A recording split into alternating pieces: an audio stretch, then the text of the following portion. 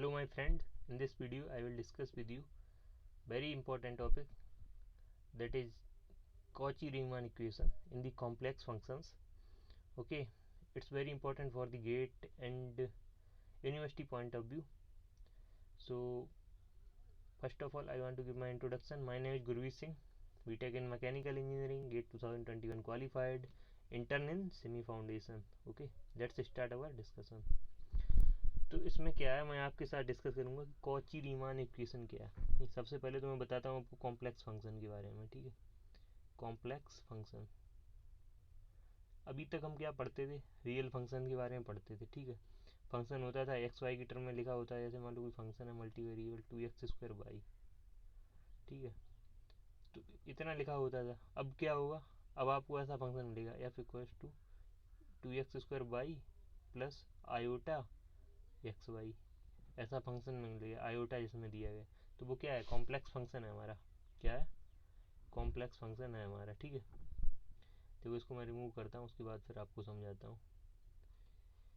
तो अब क्या है, इसमें मैं आपके साथ डिस्कस करूँगा कॉम्प्लेक्स फंक्शन के बारे में। अब जैसे उसमें क्या होता था, जो कंटिन्यूस है फंक्शन या डिफरेंशियल है फंक्शन, वैसे इसमें क्या होता है, फंक्शन एनालिटिक है या नहीं है। ठीक है, कॉम्प्लेक्स फंक्शन एनालिटिक है या नहीं है। ठीक है, तो इसमें एक इक्वेशन आती है कॉची रीमान इक्वेशन। अब कॉची रीमान इक्वेशन क्या है, वो चीज़ मैं आपको बताऊंगा। अगर कॉची रीमान इक्वेशन सेटिस्फाई करती है तो बोल देते हैं फंक्शन एनालिटिक है, लेकिन ऐसा हमेशा ट्रूथ नहीं है। ठीक है, अगर आपका फंक्शन एनालिटिक है तो कॉची रीमान इक्वेशन वैलिड है। अगर आपका फंक्शन एनालिटिक है तो कह सकते हैं कि इसमें कॉची रीमान इक्वेशन वैलिड है। अगर आपका कॉची रीमान इक्वेशन वेरीफाई होगी तो ये 100% नहीं कह सकते कि फंक्शन एनालिटिक हुआ ही। अब एनालिटिसिटी के बारे में आप क्या है कि आप पहले पढ़ चुके हैं, तो मैं यहाँ पे डिस्कस करूँगा कॉची रीमान इक्वेशन के बारे में। ठीक है, और उसका एप्लीकेशन क्या है। अब कॉची रीमान इक्वेशन क्या है, जैसे मान लो आपका फंक्शन है। ठीक है, मैंने बताया था ना, उसमें एक तो रियल पार्ट होगा, उसको यू से डिनोट करते हैं, और एक इमेजिनरी पार्ट होगा, उसे बी से डिनोट करते हैं। इस फॉर्मेट में क्या होगा, आपका फंक्शन दिया गया होगा कॉम्प्लेक्स फंक्शन। ठीक है, अब u है और b है, और ये दोनों क्या है, x और y के क्या होंगे, फंक्शंस होंगे। u अलग होगा एक्स वाई का फंक्शन, b अलग होगा एक्स वाई का फंक्शन। ठीक है, अब कॉची रीमान इक्वेशन मैं यहाँ पे लिख के दिखाता हूँ, शॉर्ट फॉर्म में बोलते हैं C R equation. C R equation, ठीक है, तो ये होती है आपकी del u by del x.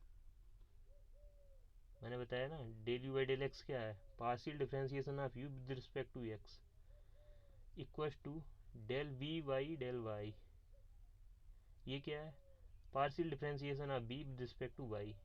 एक तो ये है, ये क्या है, सी आर इक्वेशन है, del u by del x equal to del v by del y. U भी बता दिया, यू क्या है, जो आपका है ना real part of the function, और बी क्या है, imaginary part of the function. ठीक है, ये होगी क्या आपकी सी आर इक्वेशन। एक और है इसका दूसरा फॉर्म सी आर इक्वेशन का ही, वो है del u by del y equal to minus del v by del x. ठीक है, ये क्या है, partial differentiation of u with respect to y है, और ये है partial differentiation of b with respect to x। ये क्या है, आपकी सी आर इक्वेशन है। इन दोनों का एप्लीकेशन अभी मैं एग्जांपल्स में कराऊंगा इसी वीडियो में। ठीक है, तो उस पर फोकस करना।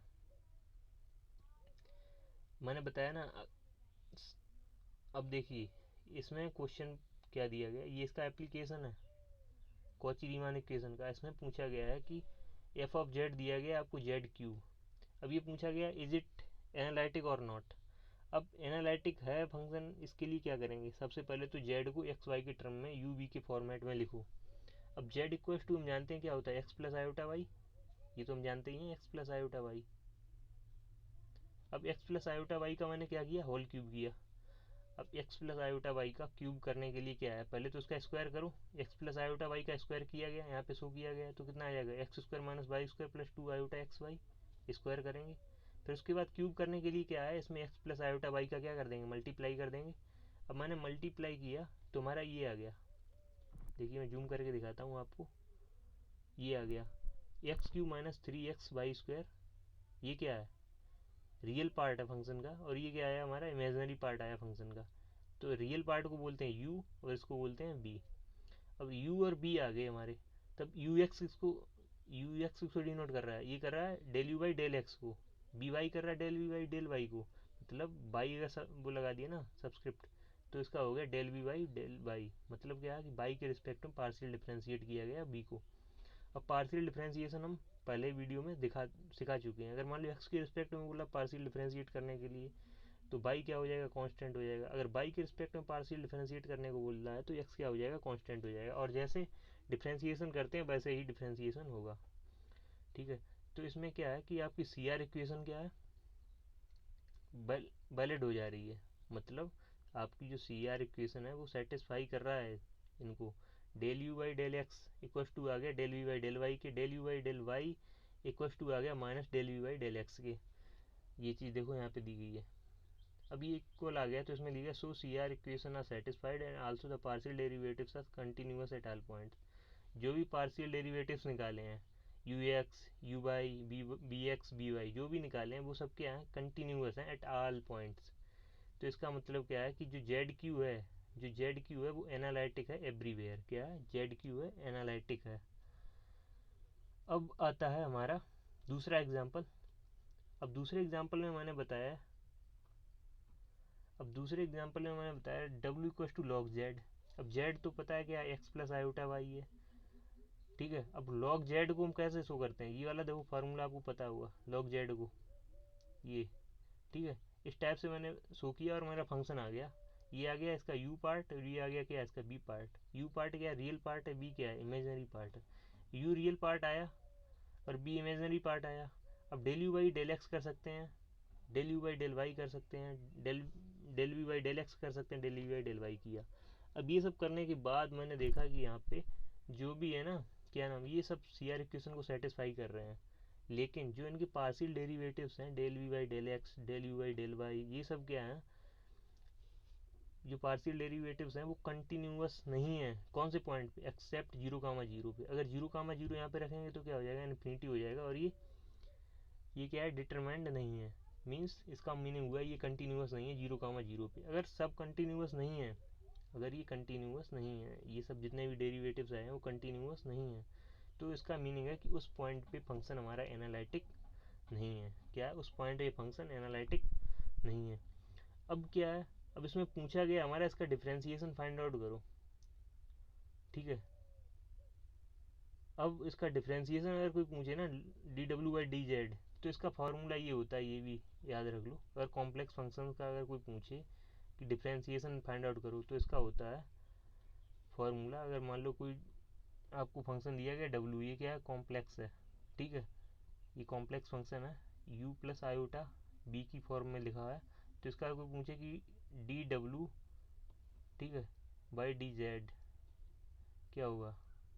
अगर कोई पूछे डी डब्ल्यू बाई डी जेड क्या होगा, तो इसका होता है सीधा सा formula del u by del x plus iota del v by del y, ठीक है। तो ये चीज़ होगी आपका सी आर इक्वेशन होगी और इसके क्या हो गए, एप्लीकेशंस हो गए, ठीक है। और भी एप्लीकेशन है। अब ये क्वेश्चन किस टाइप का आता है, गेट में आता है। अगर मान लो आपको कोई फंक्शन दिया गया है, कोई फंक्शन यू और आयोटा बी के टर्म में होगा, कॉम्प्लेक्स फंक्शन। अगर मान लो यू दे दिया गया है आपको, क्या ये गिवन, और बी आपसे पूछा जाएगा, तो इस टाइप के भी क्वेश्चन है, आप कीजिए, बुक्स में दिए गए हैं, ठीक है। तो ये मैंने बता दिया आपको कॉची रीमान इक्वेशन के बारे में। Thanks for watching the video. तो इसी तरीके के वीडियो मैं आपके लिए लाता रहूँगा और क्वेश्चन सॉल्व कीजिए स्टैंडर्ड बुक से, सब सिंपल हैं और क्वेश्चन बनने लगेंगे, ठीक है। तो थैंक्स।